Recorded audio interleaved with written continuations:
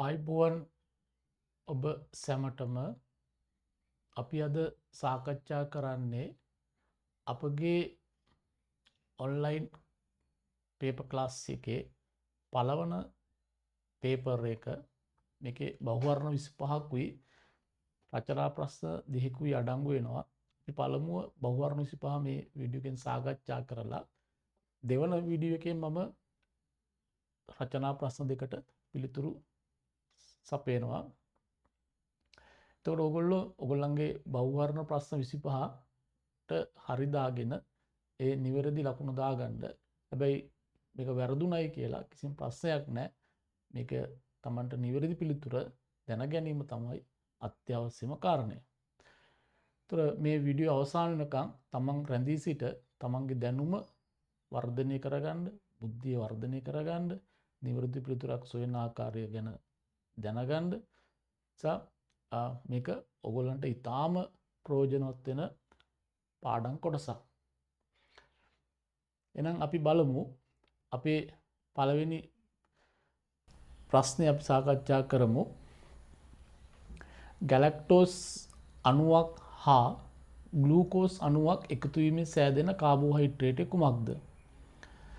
එතකොට කාබෝහයිඩ්‍රේට් සෑදෙන්න මොනොසැකරයිඩ් තමයි දායක වෙන්නේ. මොනොසැකරයිඩ් දෙකක් එකතු වුණොත් ඩයිසැකරයිඩයක්, මොනොසැකරයිඩ් රාශියක් එකතු වුණොත් ඒක පොලිසැකරයිඩයක්. එතකොට මෝල්ටෝස් සෑදෙන්නේ ග්ලූකෝස් අණු දෙකක් එකතු වීමෙන්. සුක්‍රෝස් සෑදෙන්නේ ග්ලූකෝස් අණුවකුයි ෆ්‍රක්ටස් අණුවකුයි එකට එකතු වීමෙන්. ලැක්ටෝස් සෑදෙන්නේ ගැලැක්ටෝස් අණුවයි ග්ලූකෝස් අණුවයි එකතු වීමෙන්. එහෙනම් මේකේ පිළිතුර වෙන්න ඕනේ මොකද්ද? මේකේ පිළිතුර වෙන්න ඕනේ ලැක්ටෝස්. යන දෙක සූඩාන් 3 පරීක්ෂාවෙන් හඳුනාගත් ඇක්කේ පහත කුමන ජෛව අණුවද? පිෂ්ඨය හඳුනා ගන්න පාවිච්චි කරන්නේ අයඩීන්. අයඩීන් දැම්මහම පිෂ්ඨයට අයඩීන් කහදුඹුරු පාටයි. පිෂ්ඨයට දැම්මහම මොන පාට වෙනවද? දම් පාටකට හැදෙනවා. ප්‍රෝටීන් හඳුනා ගන්න අපි පාවිච්චි කරන්නේ බයුරේට් පරීක්ෂණය. මේකෙදී අපි කරන්නේ ප්‍රෝටීනය අරගෙන ප්‍රෝටීනයට දානවා පළමුව සෝඩියම් හයිඩ්‍රොක්සයිඩ්. ඊට පස්සේ අපි දානවා කොපර් සල්ෆේට්. එතකොට අපිට එනවා දම් පාටක්. එහෙනම් ඒක ප්‍රෝටීනයක්. මොනොසැකරයිඩ් අපි අඳුනා ගන්න පාවිච්චි කරන්නේ බෙනඩික් ද්‍රාවණය. ඒක අපි දැම්මොත් එහෙනම් මොනොසැකරයිඩ් එකට බෙනඩික් දැම්මොත් ඔයගොල්ලෝ දන්නවා බෙනඩික් නිල් පාටයි, නිල් කොළ කහ තැඹිලි ගඩොල් රතු අවක්ෂේපයක් එනවා. ඊළඟට ලිපිඩ හඳුනා ගන්න අපි පාවිච්චි කරන්නේ සූඩාන් 3 ද්‍රාවණය. සූඩාන් 3 රතු පාටයි. අපි ලිපිඩයට දැම්මොත් එහෙම ලිපිඩයේ රතු පාට වෙන්න ඕනේ. අපි ලිපිඩේ නොවන එකකට දැම්මොත් එහෙම දැන් උදාහරණයක් ජලයට දැම්මොත් එහෙම සූඩාන් 3 ජලය තුල දිය වෙන්නේ නැහැ. සූඩාන් 3 හැමම තියෙනවා. ජලයේ ටික පල්ලෙහා ස්තරයක් විදියට තියෙනවා. මේ තියෙන්නේ අපි ලිපිඩයට දැම්මහම ඒක රතු පාට වෙලා ජලයට දැම්මහම අපිට වර්ණය වෙනසක් නැහැ. එහෙනම් අපිට පැහැදිලි උත්තරය මොකද්ද? ලිපිඩ තමයි පිළිතුර. 3 විටමින් සම්බන්ධව පහත ප්‍රකාශ සලකා බලන්න. ඉන් සත්‍ය ප්‍රකාශය වන්නේ විටමින් A, D, E හා K ජලද්‍රාවී විටමින් වේ. ඔව්. විටමින් A, D, E හා K ජලද්‍රාවී විටමින්. ඉතුරු විටමින් C හා B මේද ද්‍රාවී විටමින්. විටමින් K උදරයේ කැටීම සඳහා වැදගත් වේ. හරි. විටමින් C උණ වීමෙන් ස්කර්වි රෝගය ඇති විය හැකිය. මේකත් හරි. එහෙනම් නිවැරදි පිළිතුර A, B, C සියල්ලම. ප්‍රෝටීන පිළිබඳ පහත ප්‍රකාශ අතරින් අසත්‍ය ප්‍රකාශය වන්නේ ප්‍රෝටීන වල සෑම විටම කාබන්, හයිඩ්‍රජන්, ඔක්සිජන් හා නයිට්‍රජන් මූලද්‍රව්‍ය අඩංගු වේ. හරි. ප්‍රෝටීන වල මේ මූලද්‍රව්‍ය හතර තියෙනවා. සමහර ප්‍රෝටීන් වල හැදෙන්න භාවිත කරන ඇමයිනෝ අම්ල වල ඇතැම් විට තමයි සල්ප තියෙන්නේ. එහෙනම් සෑම විටම තියෙන්නේ මේ මූලද්‍රව්‍ය හතර. බිත්තර සුදු මැදේ බහුලවම කෙරටින් නම් ප්‍රෝටීන් අඩංගු වේ. අපිට පොඩි කෙරටින් ගැන පොඩි සැකයක් තියෙනවා මේක ඇත්තද කියන එක. ඉතින් අපි ඒකට නිවැරදි පිළිතුරම අපිට කෙලින්ම ගන්න බැරි නම් අපි බලමු තුන්වෙනි පිළිතුර. සමහර ප්‍රෝටීන් හෝමෝන් ලෙස ක්‍රියා කරයි. එකක් පැහැදිලිව දන්නවනේ ප්‍රෝටීන් හෝමෝන් ලෙස ක්‍රියා කරනවා. ප්‍රෝටීන් වල තැනුම් මේකකයේ ඇමයිනෝ අම්ල. ඔව් ප්‍රෝටීන දෙන්නේ ඇමයිනෝ අම්ල රාශියක් එකට එකතු වීමෙන්. එහෙනම් නිවැරදි පිළිතුර වෙන්න ඕනේ බිත්තර සුදු මදේ. ඒතර අපිට ඒක නිවැරදි පිළිතුර නොදැනුවත් අනිත් පිළිතුර ගැන අපි අවබෝධයක් තියෙන නිසා අපිට මේ දෙවෙනි පිළිතුර ගන්න පුළුවන්. ඒතර අපි ඒ උත්තර ගන්න තව ක්‍රමයක් ඒක. අනිත් උත්තර වෙන්න බැරි නම් අපිට මේ උත්තරේ ගන්න ඕනේ.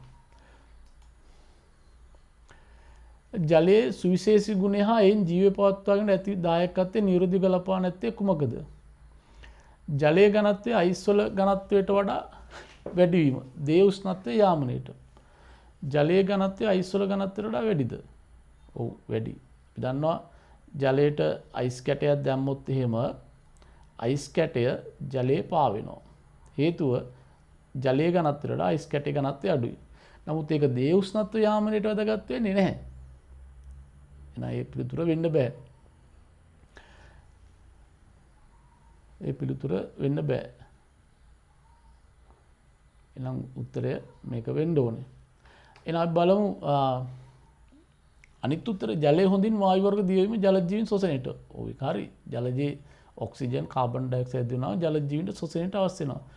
ජලයේ අධික සංශක්තිය හා අශක්ති බල තිබීම උසසාකවල කන් තුලින් ජලය ඉහළට පරිවහනට. ඔව්. ජලයේ සංශක්ති බලය කියන්නේ ජලාණු ගත්තාම එකිනෙකට බැඳිලා තියෙන බලය. මෙහෙම ජලාණු එකිනෙක බැඳිලා තියෙනවා. මේවා සංශක්ති බල. ඊළඟට ජලාණුවක් කිසියම් පුෂ්ඨයකට බැඳිලා තියෙනවා නම් ඒකට අපි කියනවා ආශක්ති බලය කියලා. උදාහරණයක් සෛලම් වාහිනියට බැඳිලා තියෙනවා. ඒ නිසා මේ ඔක්කොම එකට බැඳිලා තියෙන නිසා මේ පළවෙනි ජලාණුව ගමන් කරන්න පටන් ගත්තොත් අනිත් ඒවාත් ඒත් එක්කම ඇදිලා යනවා. මේකට අපි කියනවා උත්සේජන චූසනීය කියලා. එහෙනම් තුන්වෙනි උත්තරේ තියෙනවා. අපි දන්නවනේ. ජලය ඉහළට යන්න වැදගත් වෙනවා. ජලයේ ද්‍රාවක ගුණය. ඔව්. ජලයේ ද්‍රාවක ගුණය කියන්නේ ජලයේ ද්‍රව්‍ය දියවීම. ජලයේ ද්‍රව්‍ය දියවීම වැදගත් වෙනවා. මොකටද මේ සෛලය තුළ සිදුවන පරිවෘත්තීය ක්‍රියා.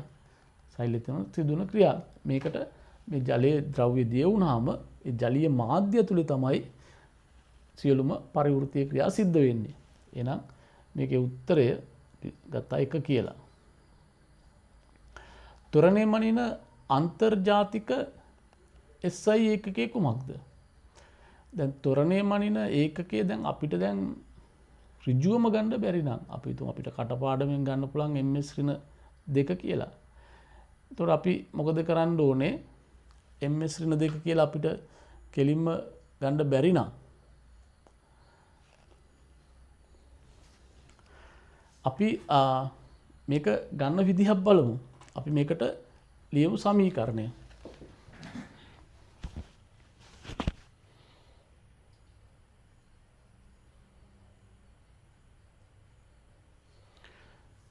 අපි දන්නවා ත්වරණය සමීකරණය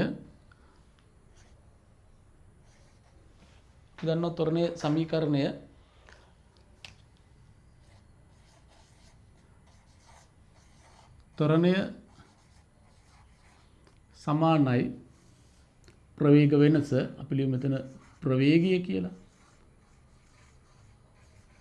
ප්‍රවේගය බෙදීම කාලය. ත්වරණය සමානයි ප්‍රවේගය බෙදීම කාලය. එතකොට ප්‍රවේගය ඒකක තමයි ms ඍණ 1.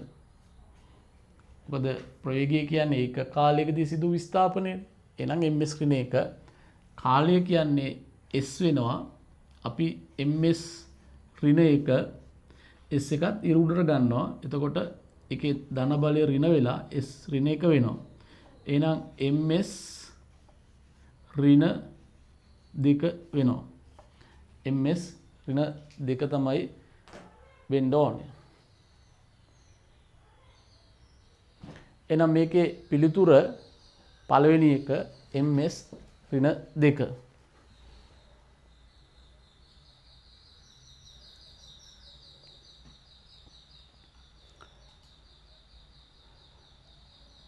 අපි බලමු 7 වෙනි එක. පෘථිවි පෘෂ්ඨයේ සිට සිරස්ව ඉහළට විසිකළ ලද වස්තුවක සම්පූර්ණ චලිතය දක්වන ප්‍රවේග කාල ප්‍රස්ථාරය.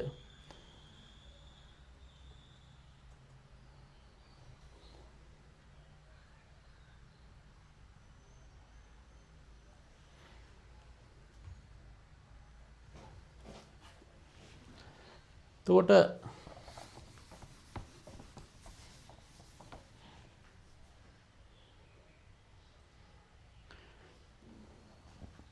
දැන් අපි දන්නවා වස්තුවක් ඉහළට යන ක්‍රමය කොහොමද කියලා. වස්තුවක් ඉහළට යන්නේ එන්න තමන්ගේ ප්‍රවේගය අඩු කර කර යන්නේ.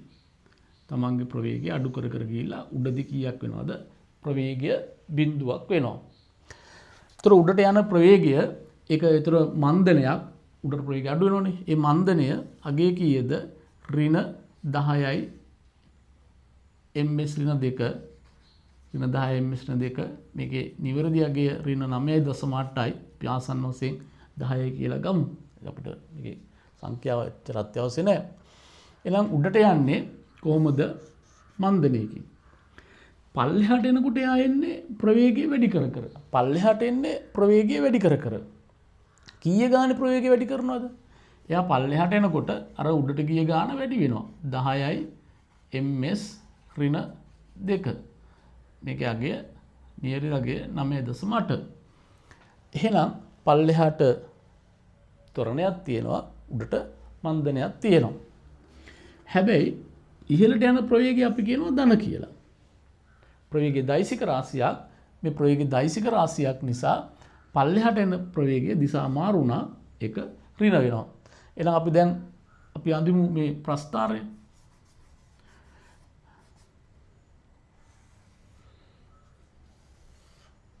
ඒතර මෙතන ප්‍රවේගය එන ආරම්භක ප්‍රවේගය තියෙනවා. උඩදීන් ප්‍රවේගය බිඳුවයි.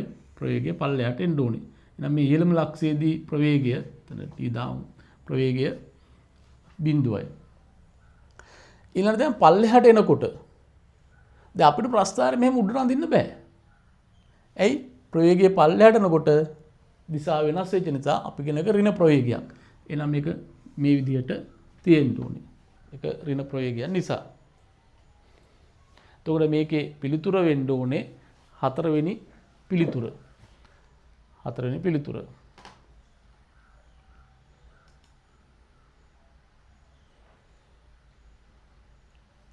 ඊළඟට කියනවා 10යි ms ඍණ 1 ඒකාකාර ප්‍රවේගයෙන් ගමන් කරමින් තිබූ වස්තුවක් ඒකාකාර ත්වරණයකට භාජනය වී තත්පර 4කදී 14 ms ඍණ දක්වා ප්‍රවේගය වැඩි කර ගන්නා ලදී. වස්තුවේ මධ්‍යක ප්‍රවේගය ගණනය කරන්න. වස්තුවේ මධ්‍යක ප්‍රවේගය ගණනය කරන්න. එතකොට අපි කොහොමද මධ්‍යක ප්‍රවේගය හොයන්නේ? අපේ සමීකරණය මධ්‍යක ප්‍රවේගය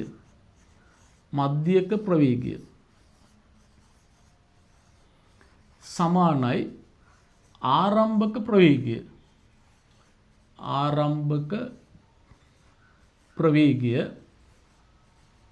ධන අවසාන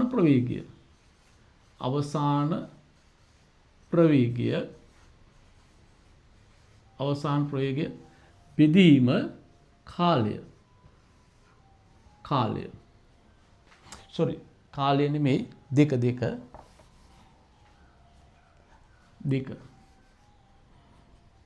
එහෙනම් මේකේ ආරම්භක ප්‍රවේගය 10යි ms ඍණ 1 අවසාන ප්‍රවේගය 14යි ms ඍණ 1. එහෙනම් අපි මේක දෙකෙන් බෙදනවා. ඒතර 24යි. 24 දෙකෙන් බෙදුවාම 12යි. එහෙනම් 12යි ms ඍණ 1 තමයි මේකේ මධ්‍යක ප්‍රවේගය හොයන්නේ. ඒතර මධ්‍යක ප්‍රවේගය ඇහුවොත් එහෙම ඔයගොල්ලෝ ওই විදිහට තමයි ගාන හදන්න ඕනේ. එහෙනම් ඒකේ පිළිතුර වෙන්න ඕනේ 12යි ms ඍණ 1. 12යි ms ඍණ 1.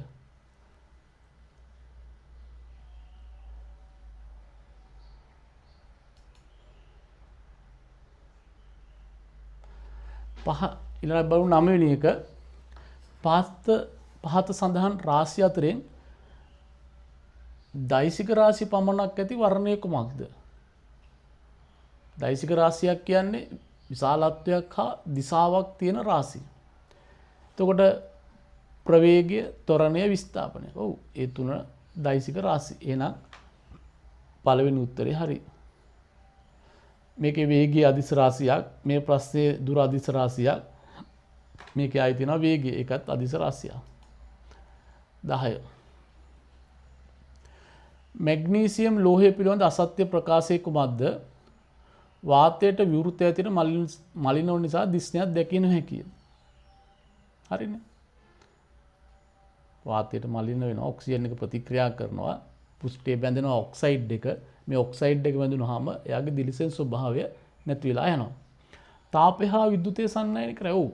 මැග්නීසියම් ලෝහ තාපය හා විද්‍යුතය සන්නයනය කරන්න ඕනේ. තනුකම්ල සම ප්‍රතික්‍රියා කරයි. ඒක වෙන්න බෑනේ. මැග්නීසියම් කියන්නේ සක්‍රිය ලෝහයක්. අපි දන්නවා තනුකම්ලයකට දැම්මහම මැග්නීසියම් තනුකම්ලයක් අපි ගමු HCl. එතකොට මේ HCl වලට දැම්මොත් එහෙම මැග්නීසියම් මොකද වෙන්නේ? මෙන්න මේ හයිඩ්‍රජන් අයින් වෙනවා. මේ හයිඩ්‍රජන් අයින් වෙලා මැග්නීසියම් ක්ලෝරයිඩ් හැදිලා හයිඩ්‍රජන් වායු බැහැර වෙනවා. එහෙනම් ඒක වෙන්න බෑ. තනුකම්ල සම ප්‍රතික්‍රියා කරන්නේ නැහැ කියන එක වැරදි. ද්විසංයුජ කැටයන ආදයි. ඔව් අවසාන කවචයේ ඉලෙක්ට්‍රෝන දෙකක් තියෙනවා. ඉලෙක්ට්‍රෝන දෙක තියෙන නිසා ඒ ඉලෙක්ට්‍රෝන දෙක බැහැර කරලා එයා ද්විසංයුජ කැටයන සාදනවා. ක්ලෝරයිඩ් අයනයේ ඉලෙක්ට්‍රෝන සංඛ්‍යාවට සමාන ඉලෙක්ට්‍රෝන සංඛ්‍යාවක් ඇති අයනය වන්නේ. එහෙනම් අපි මේක ආවර්තයෙන් ගමු උත්තරය. ලේසියෙන්ම ගන්න පුළුවන් අපිට. එතකොට අපි ආවර්තය ක්ලෝරින් බලමු කොතනද ඉන්නේ කියලා. ආවර්තය ක්ලෝරින් ඉන්නේ 17 වෙනි කාණ්ඩේ. මේ 7 වෙනි කාණ්ඩේ අවසාන කවචයේ 17යි. එතකොට ක්ලෝරින් ඉලෙක්ට්‍රෝනයක් අරන් තියෙන නිසා ක්ලෝරින්ගේ මුළු ඉලෙක්ට්‍රෝන ගාන වෙන්න ඕනේ. ක්ලෝරයිඩ් අයනේ කීයද? 18යි. මුළු ඉලෙක්ට්‍රෝන ගාන 18යි. බලමු ඇලුමිනියම්. ඇලුමිනියම් ඉන්නේ 13. එහෙනම් අවසාන මොකද? ඇලුමිනියම්ගේ පරමාණු ක්‍රමාංකය 13. ඉලෙක්ට්‍රෝන 13ක් තියෙනවා.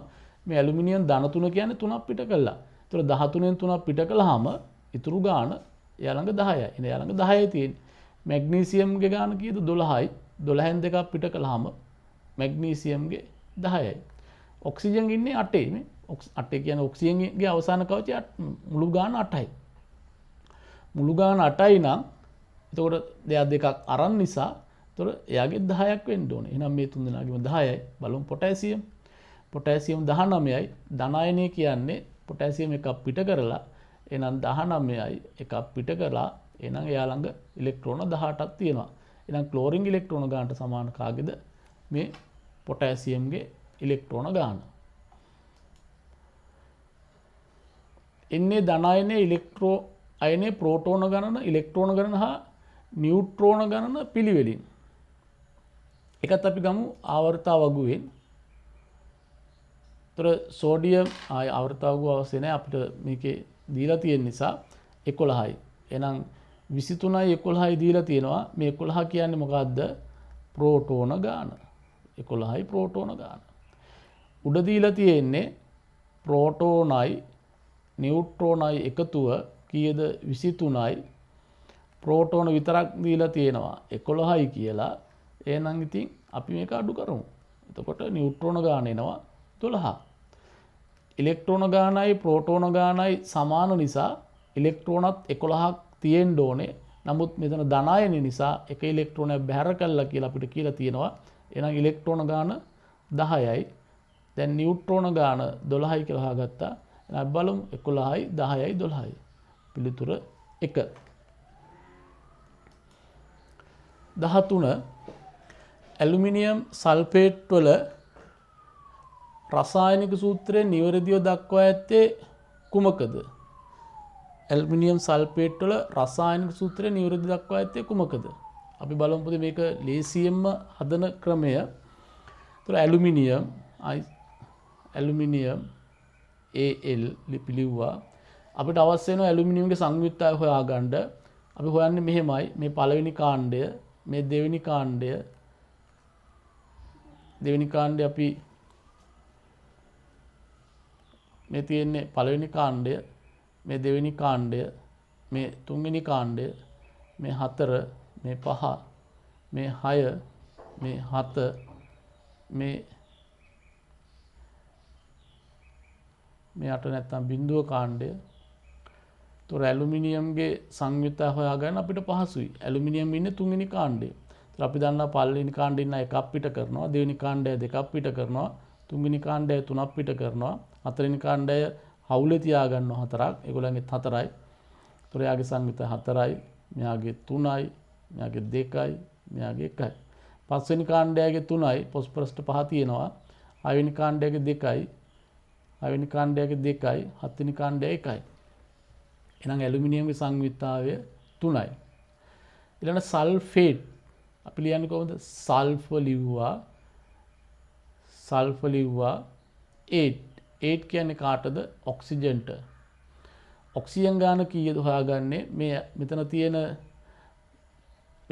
තියෙන ෆොස්ෆරස් 15යි 16 ෆොස්ෆරස් එක්ක ඔක්සිජන් 4 දෙනා බැගින් ඉන්නවා. කාබන් නයිට්‍රජන් එක්ක ඔක්සිජන් 3 දෙනා බැගින් ඉන්නවා කියලා මම කියලා තියෙනවා. එහෙනම් ඔක්සිජන් 4 දෙනෙක් ඉන්න ඕනේ. එතකොට මේ ඉන්නේ ඔක්සිජන් 4 දෙනා. එයාගේ සංයුක්තාවය 2යි එක මතක තියාගන්න ඕනේ. දැන් මේ දෙක මාරු කරමු. දෙක මාරු කළාම ඇලුමිනියම් ළඟට 2 ආවා. සල්ෆේට් කණ්ඩකයටම 3 එන නිසා SO4 කියලා ලියනවා. එළියෙන් 3 ලියනවා. එහෙනම් Al2SO4 tries. එහෙනම් උත්තරය 2. 14 ආවර්තාවගුවේ ආවර්තයක් දිගේ වමේ සිට දකුණට යන යාමේදී මින් කුමක් සිදුවේද? ලෝහ ගුණය වැඩි වේ. ආවර්තාවගුවේ වමේ ඉඳන් දකුණට යනකොට මෙහෙට යනකොට ලෝහ ගුණය අඩු වෙනවා. ලෝහ ගුණය අඩු වෙනවා. පළවෙනි උත්තරේ වැරදි. අලෝහ ගුණය අඩු වේ. අලෝහ ගුණය අඩු වේ. ඒක වැරදිනේ. ලෝහ ගුණය අඩු වෙලා අලෝහ ගුණය වැඩි වෙනවා. විදුර්ණතාවය අඩු වේ. විදුර්ණතාවය එන්න වැඩිලා 7 වෙනි කාණ්ඩේ තමයි උපරිම වෙන්නේ. මද 8 වෙනි කාණ්ඩේ බිඳුව හරි. නමුත් ඒක වෙන්නත් බෑ. මූලද්‍රව්‍ය ඔක්සයිඩ් වල ආම්ලික ස්වභාවය වැඩි වේ. හරිනේ. මේ ලෝහනේ මේ වම් පැත්තේ ඉන්නේ. ඒගොල්ලෝ හදන ඔක්සයිඩ් එක බාස්මිකයි. Sodium oxide, magnesium oxide. මේ කියන්නේ මේකේ මේ පළවෙනි ආය හදන ඔක්සයිඩ් බාස්මික. ඇලුමිනියම් ඔක්සයිඩ් උභයගුණී. ඔයගොල්ලන්ට මගේ ෂෝට් නෝට් එක මම දාලා තියෙනවා. මේ පාසුවෙන් හොයාගන්න. මෙහෙට යනකොට එන්න ආම්ලික ස්වභාවය වැඩි වෙනවා. වැඩි වෙලා හොඳම ආම්ලික ඔක්සයිඩ් හදන්නේ කවුද? හොඳම ආම්ලික ඔක්සයිඩ් හදන්නේ මෙන්න මේ ක්ලෝරින්. ක්ලෝරින් තමයි හොඳම ආම්ලික ඔක්සයිඩ් එක හදන්නේ. එහෙනම් ඒකේ උත්තරය 5. නිව්ටන්ගේ තුන්වන නියමයට අනුව විස්තර කළ නොහැකි ක්‍රියාවලිය මේ අතරින් කුමක්ද? හබල් ඔරුවක් පැදගෙන යාම. ඒතර හබල් ඔරුවක් පැදගෙන යනකොට හබලෙන් මොකද කරන්නේ? හබලෙන් මේ පැත්තට බලයක් දෙනවා. ජලය මොකද කරන්නේ? ඊට විරුද්ධ බලයක් දෙනවා. එහෙනම් හරි. ඒ නිව්ටන්ගේ තුන්වෙනි සෑම ක්‍රියාවකටම සමාන වූද ප්‍රතිවිරුද්ධ වූ ප්‍රතික්‍රියාවක් තියෙනවා කියන්නේ. මේක හරි. එහෙනම් ආස්කූරක වෙඩි බෙහෙත් දාහනය කරලා මේ පැත්තට මෙයා බලයක් දෙනකොට ආස්කූර මත ඉහළට දෙනවා. හරි. ඊළඟට පිහිනීමේදී ජලය මත බලයක් දෙනවා. ඒතකොට ජලය ප්‍රතිවිරුද්ධ බලය ලබා දෙනවා. ඒකෙන් තමයි ඉදිරියට යන්නේ. ජලය පිරූ භාජනයකට වස්තුවක් දැමූ විට ජල පරිමාව ඉවත් වීම. ඒක වෙන්න බෑ. ඒක ක්‍රියාව ප්‍රතික්‍රියාවක් නෑනේ. එහෙනම් උත්තරය 4. 16 ස්කන්ධය කිලෝග්‍රෑම්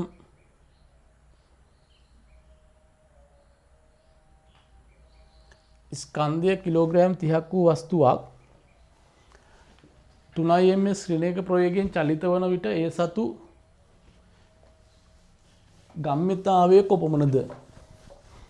එහෙනම් අපෙන් අහනවා ගම්‍යතාවය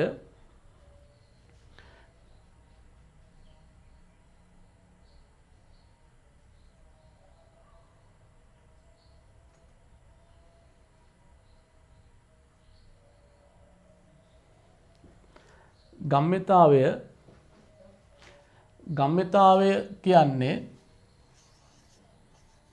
ගම්්‍යතාවය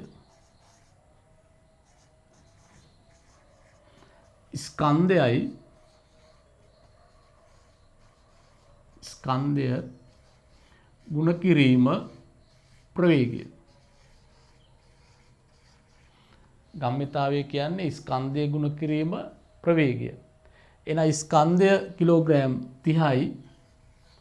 ස්කන්ධය කිලෝග්‍රෑම් 30යි.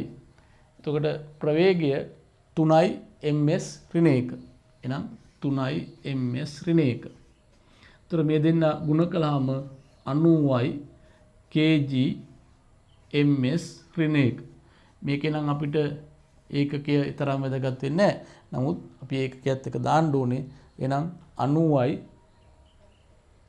අපේ පිළිතුර. එතකොට උත්තරය අපිට පැහැදිලි. උත්තරය 1.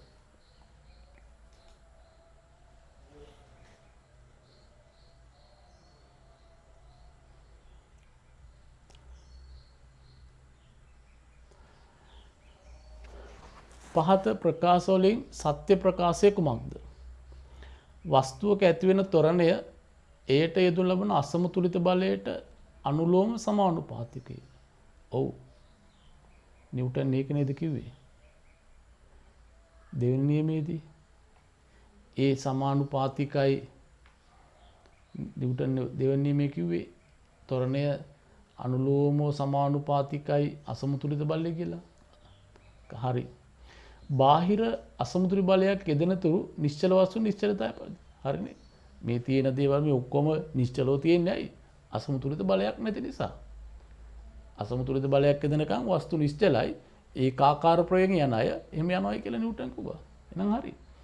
සෑම ක්‍රියාවට විශාලත්වයෙන් හා සමාන වූ දිශාවෙන් සමාන ප්‍රතික්‍රියාව. විශාලත්වයෙන් හා දිශාවෙන් සමාන වූ ප්‍රතික්‍රියාව. හරි. සෑම ක්‍රියාවකටම විශාලත්වයෙන් හා දිශාවෙන් සමාන වූ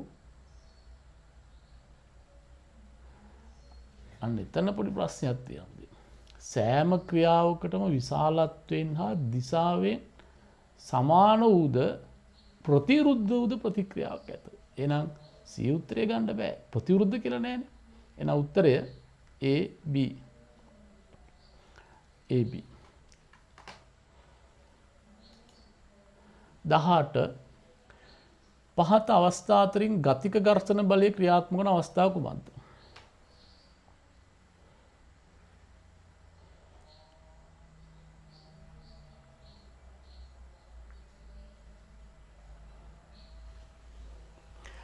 ඝර්ෂණ බලය කියන්නේ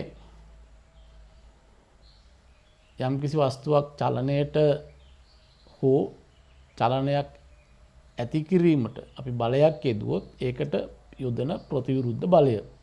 දැන් අපි මේ පැත්තට දුන්නොත් මෙයාව චලනය කරන්න කිසියම් බලයක් ඒක වළක්වන්න මේ පැත්තට යොදන බලයට තමයි අපි කියන්නේ ඝර්ෂණ බලය කියලා.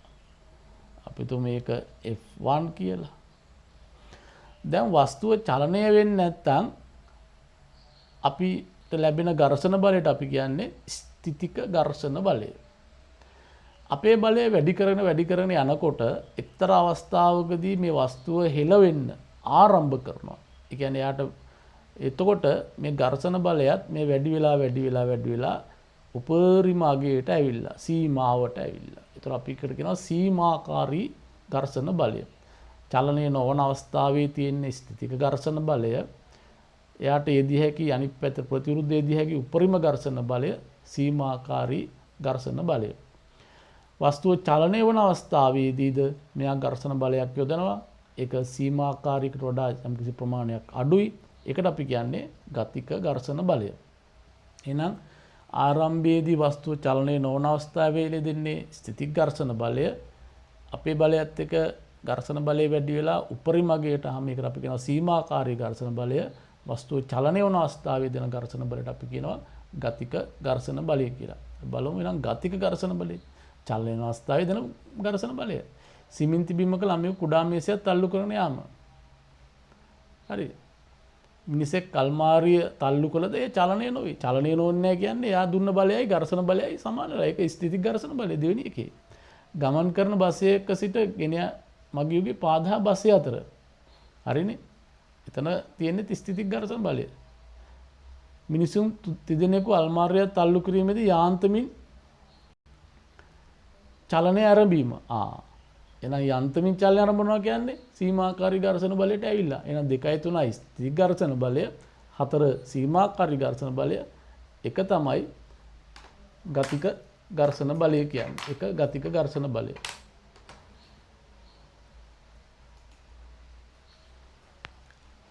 අපිට දීලා තියෙනවා වාක්‍ය 3ක්. ස්පර්ශ පෘෂ්ඨවල ස්වභාවය, වස්තු අතර අභිලම්බ ප්‍රතික්‍රියාව, ස්පර්ශ පෘෂ්ඨවල වර්ගඵලය. ඉහත ප්‍රකාශ අතරින් සීමාකාරී ඝර්ෂණ බලය කෙරෙහි බලපාන සාධකයේ සාධක වන්නේ. එහෙනම් අපි පැහැදිලිව දන්නවා ස්පර්ශ පෘෂ්ඨවල ස්වභාවය ඝර්ෂණ බලයට බලපානවා. පෘෂ්ඨය රළු වෙනකොට ඝර්ෂණ බලය වැඩි, පෘෂ්ඨය සිනිඳු වෙනකොට ඝර්ෂණ බලය අඩුයි. වස්තු අතර අභිලම්බ ප්‍රතික්‍රියාව.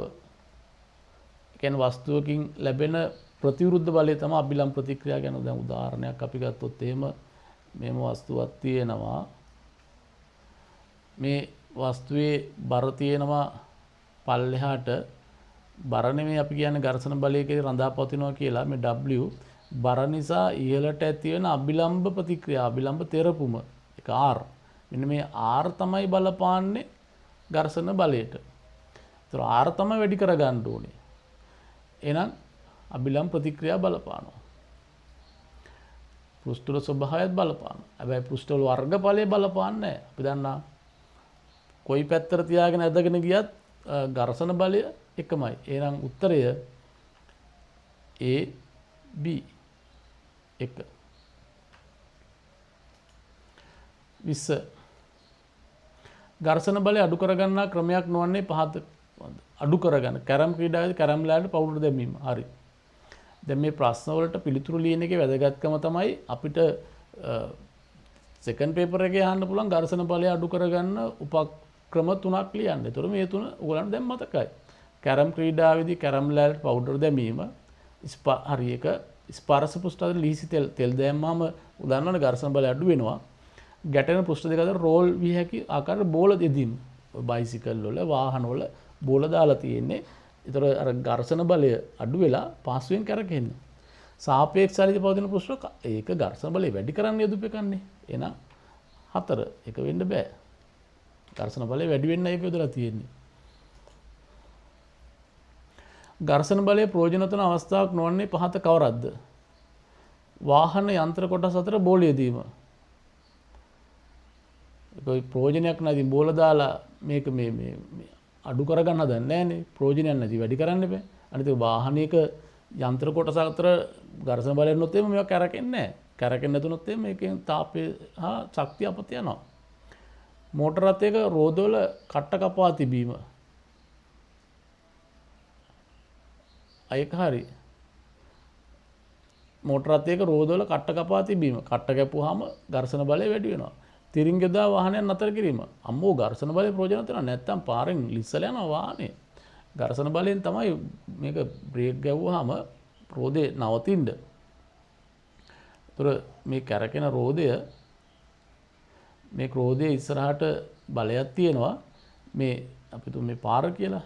ඒතර බ්‍රේක් ගහපු ඇටියේ මේ පැත්තට ඝර්ෂණ බලය ක්‍රියාත්මක වෙනවා. ඝර්ෂණ බලයෙන් තමයි මේක නවතින්නේ. ඊළඟට බ්‍රේක් පළුවයි රෝදය අතරත් ඝර්ෂණ බලය තියෙනවා. ඒක තමයි වැදගත්. සපත්තු වඩිය කට්ට කපා තිබීම. එහෙනම් ඒකත් හරි. එහෙනම් පළවෙනි එක වාහන යන්ත්‍ර කොටස් අතර බෝලේ දීම.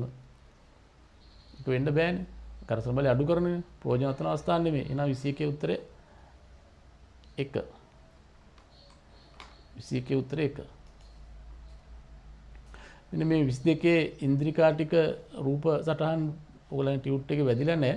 ඒ නිසා අපිට ඒක සාකච්ඡා කරන්න දෙයක් නැහැ. ඒතර අපි ඇත්තටම ගත්තොත් එහෙම ඉන්ද්‍රිකා අතරින් සාකසයිල් පමණක් දක්න ලැබෙන ඉන්ද්‍රිකා තමයි හරිත ලවය. හරිත ලවය සාකසයිල වල විතරයි තියෙන්නේ.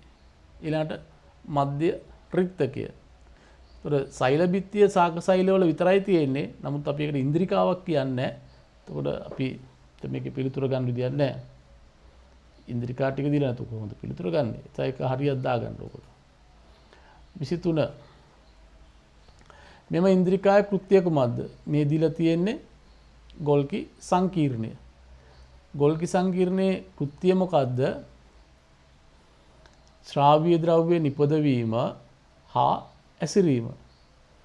සෛලේ හැඩය පවත්වා ගන්න සෛල බිත්තිය. ඒතොර එක නෙමෙයි. සෛලේ ජීව ක්‍රියා පාලනය කරන්නේ න්‍යෂ්ටිය. ශ්‍රාවීය ද්‍රව්‍ය නිපදවීම ඇසිරීම කරන මෙයා සෛලයේ ශ්වසනය මගින් ශක්තිය නිපදවීම මයිටොකොන්ඩ්‍රියා. එනම් පිළිතුර තුන්වෙනි එක. මයිටොකොන්ඩ්‍රියම් පිළිබඳව අසත්‍ය ප්‍රකාශය. මයිටොකොන්ඩ්‍රියම පොඩි රූපයක් අඳින්නම්කෝ. අණ්ඩාකාර හෝ දණ්ඩාකාර හැඩති. මේකේ පටල දෙකක් තියෙනවා. ඇතුළත එකෝ වගේ රැලි වැටිලා. පටල දෙකක් තියෙනවා. ශ්වසන ප්‍රතික්‍රියා සිදු කර ශක්තිය නිපදවයි. ඔව් මෙයාට තමයි උදරිය ගෙනල්ලා සෛලය ඇතුලේ ග්ලූකෝස් ඔක්සිජන් දෙනවා. ග්ලූකෝස් ඔක්සිජන් දුන්නාම මෙයා ප්‍රතික්‍රියා කළා ශක්තිය නිපදවනවා. ද්වි පටලමය හරි. මෙහි පටලය තාන ප්ලාස්ටය ලෙස හඳුන්වයි. නෑනේ. තාන ප්ලාස්ටයේ තියෙන්නේ රික්තකේනේ. එහෙනම් රික්තකේ තමයි තාන ප්ලාස්ටය. එහෙනම් මේකේ නෙමෙයි. සාකහ සත්ව සෛල හැම සෛලයකටම ශක්තිය ඕනේ නම් සාක සත්ව සෛල දෙවර්ගයේම මයිටොකොන්ඩ්‍රියා තියෙන්න ඕනේ. එහෙනම් මේකේ මේ පටලය තාන ප්ලාස්ටය හඳුන්වයි. වැරදි. රික්තක පටලය තමයි අපි කියන්නේ තාන ප්ලාස්ටය කියලා. පහත අවස්ථා අතුරින් ඌණ විභාජනය සිදුවිය හැකි අවස්ථාවක් වන්නේ කුමක්ද? ඌණ විභාජනය කියන්නේ වර්ණදේහ සංඛ්‍යාව අඩක් වෙන විභාජනය. එතකොට අපේ දේහේ වර්ණදේහ සංඛ්‍යාව අඩක් වෙන ඌණ විභාජනය සිදුවන්නේ එකම අවස්ථාවකදී විතරයි. මොකක්ද ඒ අවස්ථාව? ජන්මානු මාතෘ සෛල වලින් ජන්මානු නිපදවීමේදී පමණයි. එහෙනම් ජන්මානු කියන්නේ ඩිම්බ හා ශුක්‍රාණු. එහෙනම් ඩිම්බ හා ශුක්‍රාණු නිපදවීමේදී පමණයි ඌණ විභාජනය සිදුවන්නේ. අනිත් සෑම අවස්ථාවකදීම සිදුවන්නේ මොකද්ද? අනූණ විභාජනය. එහෙනම් අපිට මේක පැහැදිලි ශුක්‍රාණු නිපදවීමේදී. ශුක්‍රාණු නිපදවීමේදී.